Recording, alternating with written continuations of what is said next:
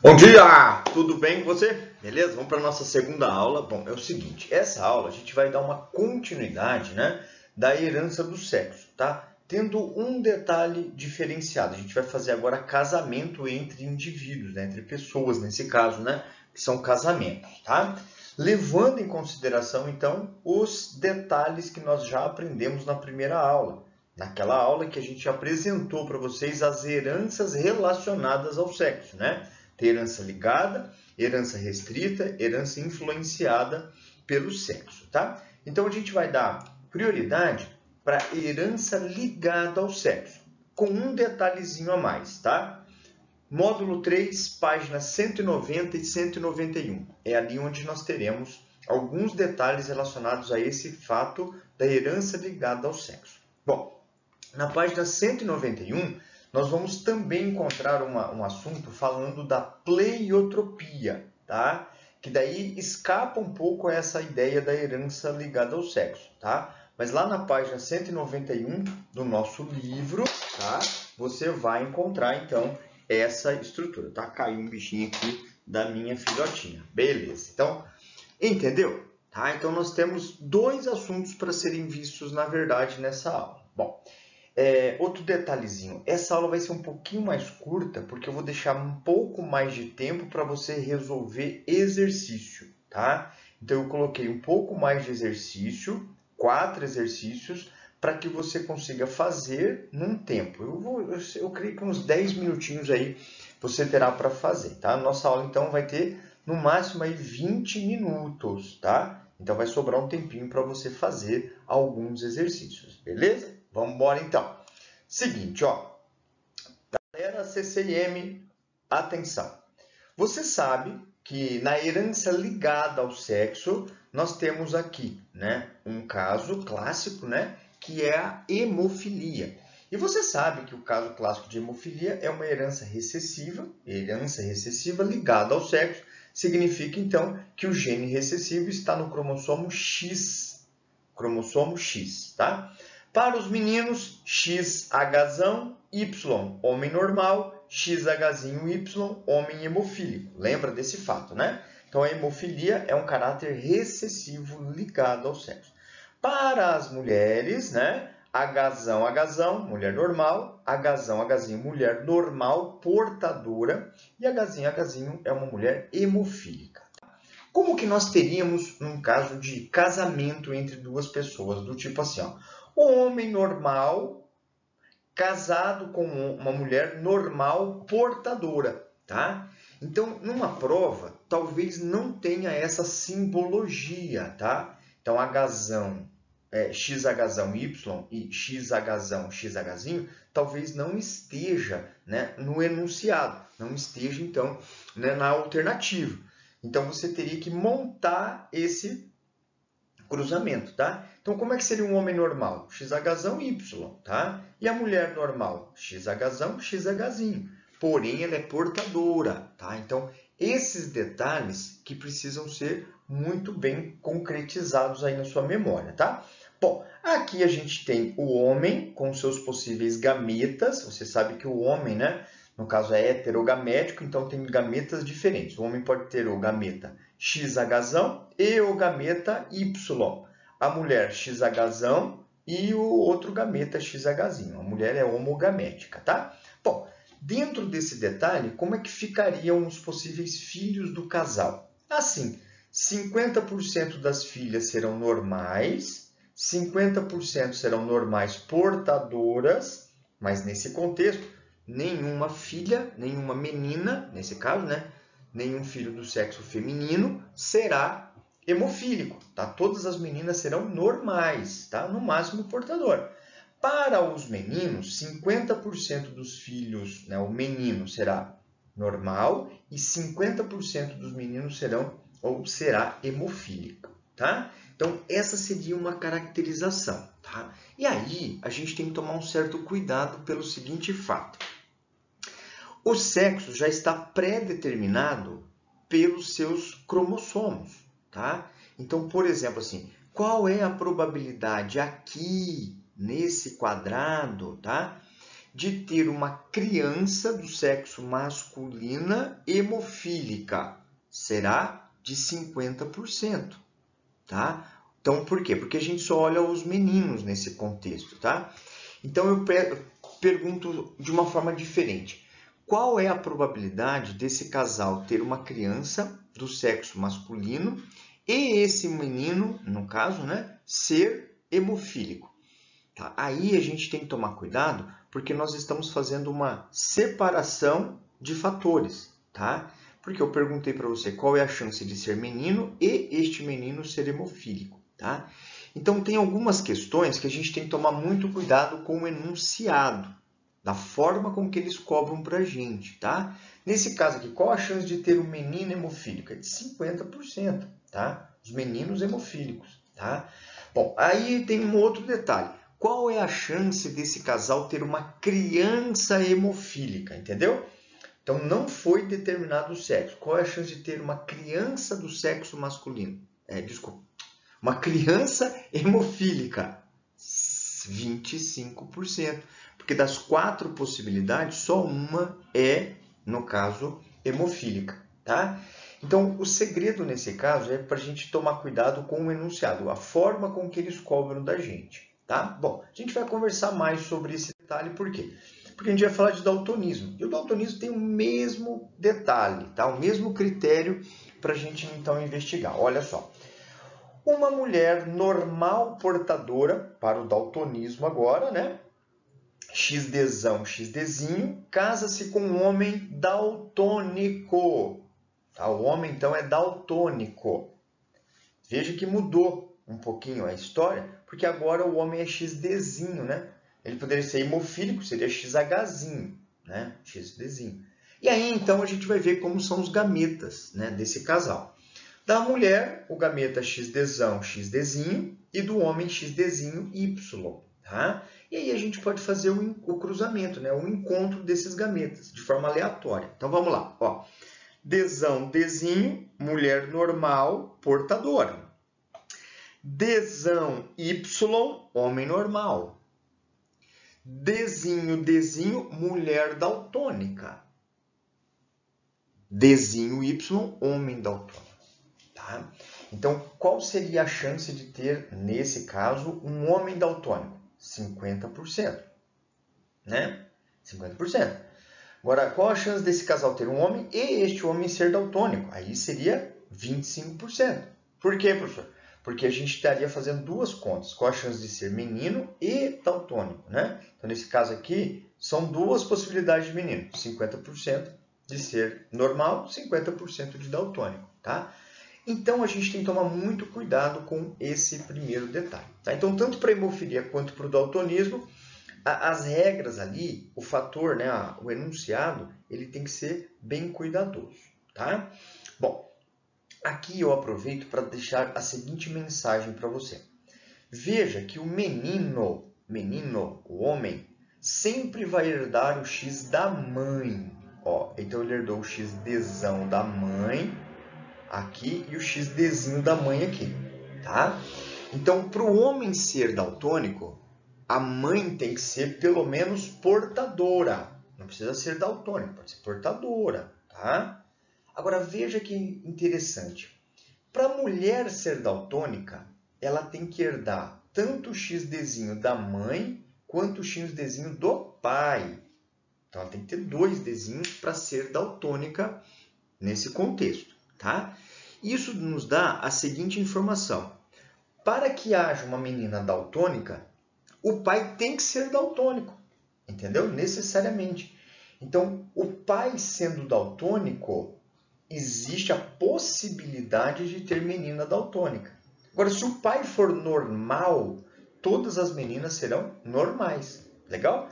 Isso tanto para o daltonismo quanto para a hemofilia, tá? Então, é a mesma circunstância, tá? Vamos fazer mais um aqui, olha só.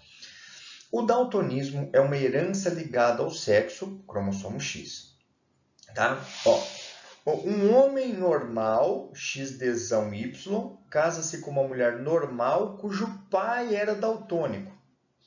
Bom, peraí. Então, o pai é daltônico, então o pai é XDzinho Y. A mulher é normal, logo ela herdou um X do pai e o XDzão da mãe, tá? Então, como que serão os filhos desse casal? Vamos lá, ó. XDzão, XDzão, mulher normal, XDzão, XDzinho, mulher normal. Então, todas as meninas serão normais. Uma é portadora, mas normal. Para o menino, XDzão Y, XDzinho Y. Então, aqui menino normal, menino daltônico, tá? Então, nesse contexto, né, nenhuma mulher, zero chance de mulher ser daltônica e 50% do menino ser normal e 50% dele ser daltônico, tá? Então, é isso que eu peço para você, tá? Isso aqui era uma questãozinha, mas a gente adaptou aqui para o fato. Beleza, gente? Então, é isso que você precisa tomar muito cuidado, é em montar o casamento, tá? Lembre-se que daltonismo e hemofilia são heranças ligadas ao sexo, então tem a ver com cromossomo X e cromossomo Y, tá? Um erro muito comum, às vezes, né, é colocar, por exemplo, homem normal, azão, azão, mulher normal portadora, azão, azinho. Não vai dar nada certo, né? Porque esse fato é ligado ao sexo, beleza? Esse, então, é um detalhe muito importante. Bom, aqui uma questãozinha agora, né, na íntegra, ó. O daltonismo é herança recessiva ligada ao X. Uma mulher de visão normal cujo pai é daltônico casou-se com um homem em visão normal. Como é que é o nome, o homem em visão normal? XDzão Y. E a mulher? XDzão cujo pai era daltônico, né? Então é aquela mesma circunstância lá. Mas o que mudou aqui? O que mudou é que eu fiz um heredograma. A questão é basicamente a mesma, né? Só que aqui a gente montou uma arvorezinha genealógica. E é uma coisa que eu indico a você, tá? Por quê, professor? Pelo seguinte fato. Quando a gente tem parentescos, às vezes a gente tenta enxergar o parentesco meio que assim, na memória, né? E isso pode nos dar um certo probleminha, tá? Então, olha só que legal. Aqui foi montado um heredogramazinho, tá? Para que a gente conseguisse visualizar que a mulher é normal, né? Ó, casou-se com, aqui, né? Deixa eu pegar aqui, uma mulher normal, cujo pai é daltônico. A mulher, então, ela é Dzão, XDzão, cujo pai é daltônico. Então, ela só vai poder apresentar, ela vai apresentar necessariamente o XDzinho. Vai necessariamente, tá? E aí, então, fica o casal. O homem normal tem que ser Dzão Y, a mulher normal portadora, Dzão, Dzinho, tá? Nesse caso, então, a gente vai ter... Aí vem a pergunta. A probabilidade de crianças daltônicas na prole dessa mulher é de... A probabilidade de crianças daltônicas nessa prole. 50% dos meninos, né? Ou seja, meio, né, dos meninos serão. Né? Um quarto dos meninos? Não, é metade dos meninos, né? Um quarto das meninas? Não, é metade das meninas, né? Nesse caso, portadora, tá? Então, assim, essa seria a resposta de uma possível questão. Beleza?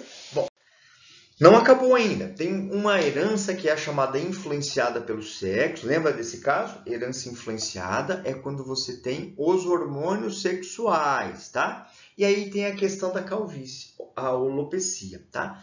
O homem, Czão, é calvo, a mulher também é calva. Czão, Czinho, o homem é calvo, a mulher não calva, tá? Então, esse Czão para a mulher não é dominante, é um fator recessivo, né? A calvície. Czinho para o homem é não calvo e para a mulher é não calvo. Beleza, professor? Tranquilo. Lembrei desse fato. Aí veio o caso, né? Como serão os filhos de um casal onde o homem é calvo, heterozigoto, e a mulher é normal, cujo pai é calvo homozigoto? Caramba, professor. Bom, vamos lá então, ó. O homem, ele é Czão, vou fazer um tracinho aqui, ó, Czinho, tá? Por quê? Porque a gente está falando que ele é heterozigoto. A mulher, ela é normal. Então, ela não é careca, na verdade, né? Ela é normal, não é calva. Porém, o pai dela é calvo homozigoto. Ou seja, ela necessariamente vai herdar do pai dela um Czão, tá? Porque o pai dela aqui é um Czão, tá? Não importa como que a mãe, né? Esse Czão vai vir para ela e ela vai ter então aqui um Czinho. Ela é o normal, cujo pai é calvo homozigoto, tá bom? Então, a gente pode imaginar que ela é Czão-Czinho. Legal? Muito bem. Porque se ela fosse Czão, ela seria o quê? Calva, né? Czão seria mulher calva, né? Ela não pode ser Czão, porque ela é normal, tá? Mas ela não é Czinho, porque ela herdou um Czão do pai dela. Fechou? Bom, aí vem um detalhe. Olha só que interessante. Como serão os filhos do casal? Confere comigo aqui. Essa é a primeira lei de Mendel, né? Como é que serão os filhos? Czão, Czinho,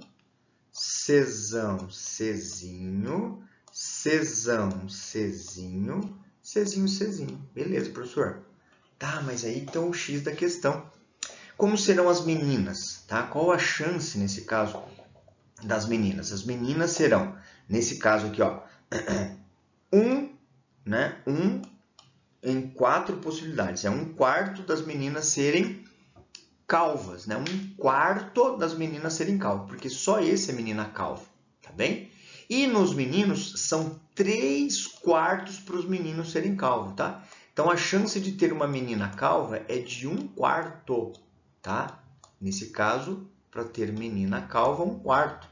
Sem perguntar do sexo, tá? Como serão os filhos? 1/4, nesse caso de chance de ser. E aqui dos meninos, 3/4 da chance desse menino ser calvo, tá? Se eu perguntar a questão do sexo, é só a gente multiplicar. Qual a probabilidade desse casal ter uma menina e esta menina ser calva? Então, a regra do E, né? E calva. Isso vai dar igual a 1/8. Qual a chance desse casal ter um menino e este menino ser calvo? Nesse casamento, 3/4 de chance. Então, vai dar 3/8 de possibilidade. Legal? Muito bem. Fechou. Vamos para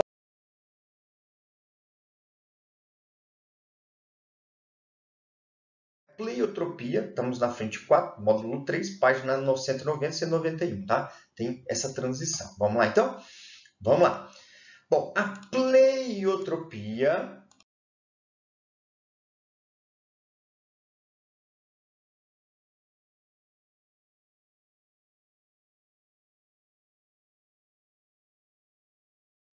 ela é um caso diferenciado da primeira lei e da segunda lei de Mendel, tá? Mas é, na verdade, um certo encontro entre eles. É a herança em que um único par de genes condiciona várias características. É o efeito múltiplo de um gene. Aqui a gente tem exemplos, mas antes do exemplo, deixa eu passar um fato. Eu tenho um par de alelos, então seria um caso clássico de primeira lei, concorda? Um par de alelos. Para ser primeira lei de Mendel clássica, seria um par, uma característica, sim? Aí que vem os grandes detalhes, que é 2 ou mais características. Atenção! É primeira lei? É porque é primeira lei um par.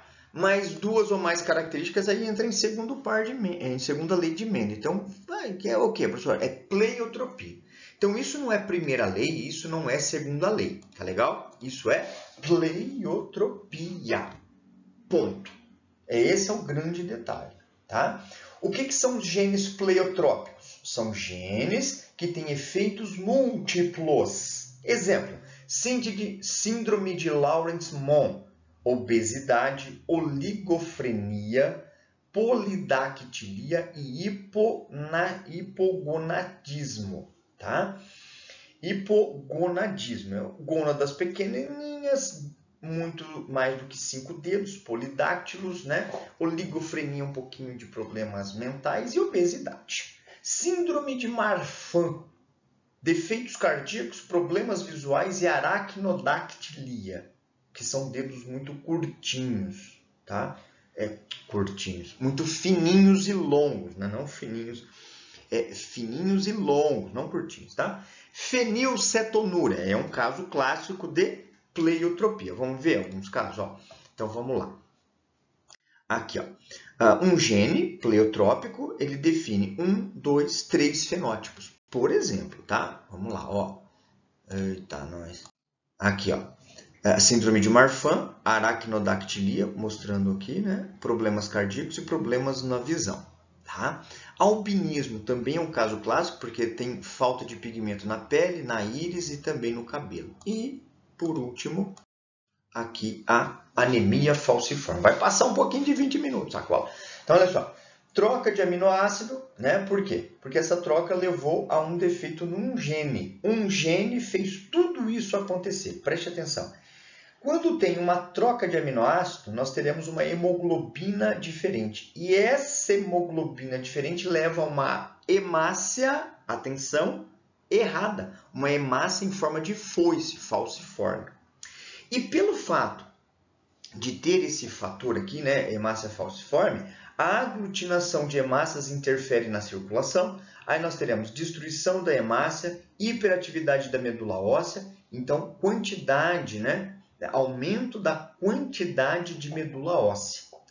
Aí a pessoa vai levar um quadro de anemia, onde ela vai ter fraqueza, distúrbios, né? Insuficiência cardíaca, pode ter retardo físico. Aí ela pode desenvolver um fator de reumatismo. Aí ela pode desenvolver dores abdominais. Aí ela pode desenvolver esplenomegalia, aumento do tamanho do baço. Ou seja, um erro aqui em cima desencadeou, ó, só, vários problemas. E esses vários problemas, determinado por um único gene, nesse caso recessivo, levou então a várias características. Um par, uma característica. Beleza? Então é isso que eu precisava passar para você, tá? Você tem tempo agora para resolver as nossas questõezinhas, tá? Por favor, capriche, tá? A partir da página 191, nós também temos exercícios do livro, assim como livros lá no portal do SAS. Conto com você, tá? Valeu por ter chegado até aqui. Continue firme. Você vai vencer. Valeu? Um abraço. Tchau.